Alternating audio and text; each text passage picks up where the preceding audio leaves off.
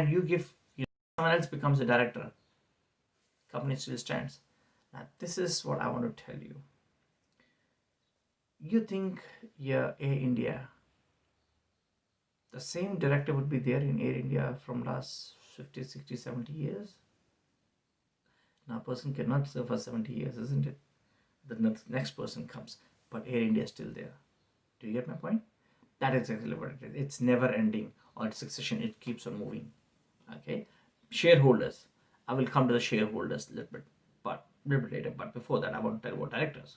Let's say any director, he retires, um, death, or you know cannot manage the funds or whatnot, but the companies, it still stays.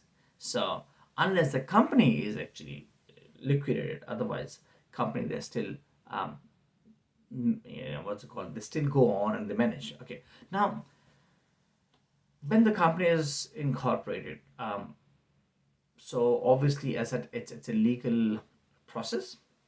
So in a legal process, same as partnership or sole trader, but the company have a the sole traders and partnership has a unlimited liability. Remember I told you, if you have a partner and your partner does not, has only 25% share, or has a 75% share, and you have 25% share, you paid you back your, if company goes down, you paid back your 25%, on the losses, but your partner did not pay 75% losses, government will come back to you to ask to pay the remaining 75%.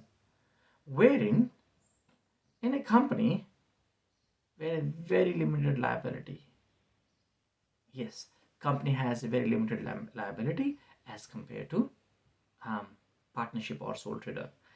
Obviously, company is a separate identity, just not to forget. Now another thing, let's say you are a sole trader or you're a partner, right? So I have, if you're a partner, I have another partner and I have 25% stake. So my stake remains 25%. It's not easy, or it's not transferable. Like let's say if I want to give my 25% to person C, I said, okay, you take my shares and I'm going out. No, you have to seek the consent of other person A if he wants to do business with person C or not. But you see that? So let's say a partnership within two people, one paid 75,000 rupees, one pays 25,000 rupees, A paid 75, B paid 25. Now B says, I do not want to work with you anymore. I want to go on. I will ask the person C to pay me 25,000 and then you work with person C. I say, A says, hey, I have to see person C. If person C is a good person to work with me, otherwise he will give me losses. Even though, you're bringing a person, but it has to be consent. So, a little bit of not an easy way out. But in a company, it's a separate identity. Jay has given 20,000 shares.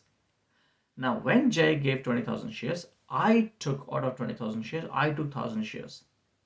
Now, it's my choice. It's freely. I can sell those shares. When I saw Jay's share values, instead of 1,000 rupees, the value is 1,500, I sell the share to anyone. I can freely sell those shares. I don't have to ask permission from Jay. Okay, so that's a good part of, your company organization. So obviously there is a process. How do we do the shares transfers and whatnot? So that's exactly, which has been covered in, Companies Act, obviously, which is Companies Act 1956, and in terms of partnership, it's partnership, governed by Partnership Act. Now let's look at what are the different kinds of companies. I was telling you, remember I was talking to you about public and private limited company. So the first thing that I was telling you, that the company that I hold or I'm a part of is actually a private limited company. So what is a private limited company? So PVT Ltd in the end, that's called private limited company. So obviously this is held and owned by shareholder who must be minimum two. That's why it's between me and my wife.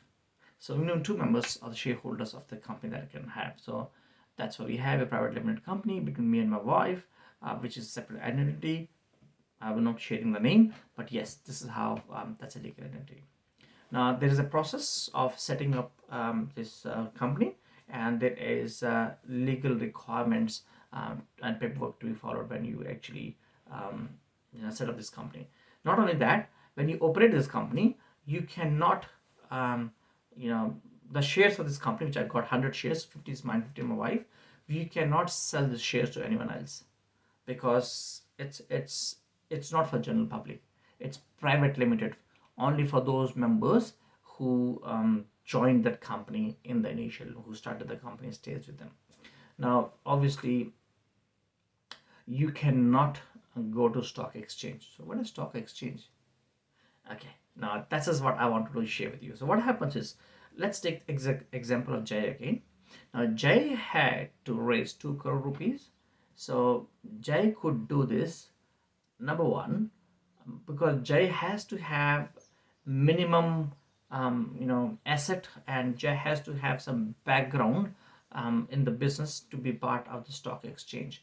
So stock exchange is a platform where people can actually sell and purchase shares.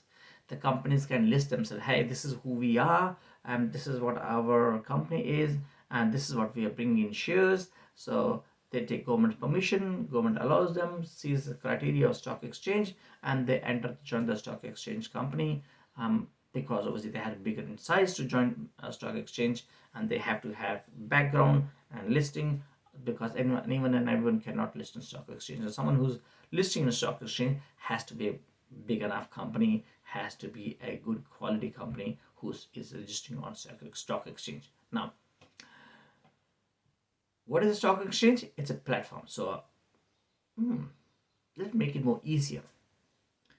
Um, when you okay, let's put it this way.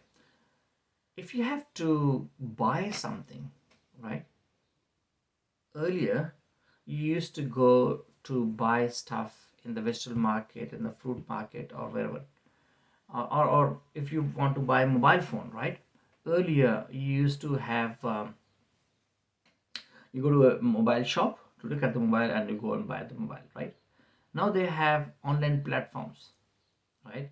Online platforms like Amazon, go online, Facebook, go online, what is it called, eBay, go online, isn't it? You go online, anyone go online and have the money, pay the money, and get it, the stuff. So stock exchange is an exchange that you can sit online and actually go and you see the shares. You buy the share, you have to open an account called demat account. So you open an account, and then from this account you can pay and you can buy the shares. Now it's a platform where you can buy and sell the shares, and companies can list themselves. Okay, so that's where it's called a stock exchange. So obviously, as a uh, private limited company, I'm not eligible because I'm not as big enough, and I'm not that level. I don't have that much, mm, you know, I've not don't have background in terms of business. I cannot be listed, so my shares cannot be done on stock exchange. Okay, let's look at another one, which is very bigger companies called public limited company. So it's private and public. That means now this is open to public. What is the difference? There is confusion over here. A public company or a public sector, which is government owned company, but I'm talking about public limited company. It's another business, which is a pure business, which is a private business, but they can actually be on stock exchange, and they can sell their shares to public, right?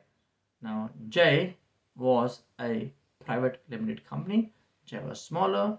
If J was bigger, and if we had to go to a public limited company, that means J would have had a big background already, um, follow the rules and regulations of stock exchange, and then be able to come on the listing of the stock exchange. So make it simple. So public and private limited company. So public limited company is a company which has a listing on stock exchange. Private limited company do not have a listing on stock exchange. Public limited company can sell the shares to anyone, every general public who is able to purchase and buy through stock exchange. A private limited company cannot sell and buy shares to general public. Yeah, only between those. So I think this will make you clear and understand that how things are different in terms of a public and a private limited company. Obviously, what happens is that a public limited company has a bigger capacity. They can go and source money from various entities. When I'm saying entities, I'm not just saying shares from people. They could also go to bigger banks and institutions. They can, so obviously, they have a stronger hold on the shares. Now, I think we should need to now look at the advantages of a public limited company, isn't it? Now, obviously, in a public limited company, the shareholders have very limited liability. As I said before, they're transferable. That means today I have shares for a company. Let's say I have shares for Air India, and I saw the rate is going high. I sold share to some person B, and now I don't have any more ownership of that share because of that ownership goes to that. Like if I look at it, if this ball is here on my back, if I divide this wall into small squares, so every square is maybe 1,000 rupees or maybe some shares. So now today my name will be here when I am the in charge of that square. When I pay to someone else, my name goes up, someone else comes in. So that's what exactly what happens in terms of ownership transfer. Okay. Obviously, what happens is in bigger companies where public limited companies are there. So there are big uh, board members who sit for the board members meetings are there, and then there are managers and corporate houses. They sit together, they take decisions because decisions are huge and bigger. That's why we need skilled skilled people who are really there to manage these companies, get onto profits and get the things done. Now, obviously, there could be some disadvantages also. So I think let's look at the disadvantages. Now, as I was saying, it's a huge and big size. So there's a little bit of less flexibility there. And obviously, when the size is bigger, flexibility is less, there could be some issues in the managing of these organizations. Obviously, those people who were involved in terms of starting this organization, so I'm not talking about 1 crore rupees, maybe I'm talking about 100 crore rupees, 150 crore rupees, or maybe 200 crore rupees. When you're talking about 200 crores or 300 crores or 500 crore rupees, so that means you're talking big investment, isn't it? So when there's a big investment, so you need, and obviously it's a bigger organization, you need many people to manage the company. You might be sitting one place, but then again, you need people to manage and control, right? Now, the issue comes over here. Those people who are the biggest shareholders, stockholders, or the owners on that part, because how many square, if I hold maybe this much portion of this total company, if I hold 50%, so 50% is with me. So I'm holding a shareholding of 500 crore rupees. If I'm a sharing holding of 500 crore rupees, so obviously I may not be just sitting over there and taking everything. So I may be hiring people to work under me and make sure, help me to take decisions and whatnot. So there are managers who take decisions, and the managers, they just come and get paid. So obviously the ownership is separate and the control is separate because managers are managing the show. So there's a little bit of difference in inflexibility. Well, there are rules and regulations, but then that's something which really comes as a flaw, can come as a flaw, because remember, now go back, let's go back and look at our sole tradership. You are the only person, you are the decision maker, and you do the things. But here you have to take care of all those shareholders. You have board members, they may agree to what you say, they may not agree. And then there's managers who have skills and been running the companies, and they say, no, this is how, this is legal requirement, this is what we can do, this is what we cannot do whatsoever. Okay, so that tells us about our public limited and private limited company. But there's another company name which is called multinational company. Multinational, more than one nation, right? Okay, as the name suggests, obviously they operate more than one country. They operate in several countries. Do you know any such organization in tourism? Anyone? Hmm. Okay.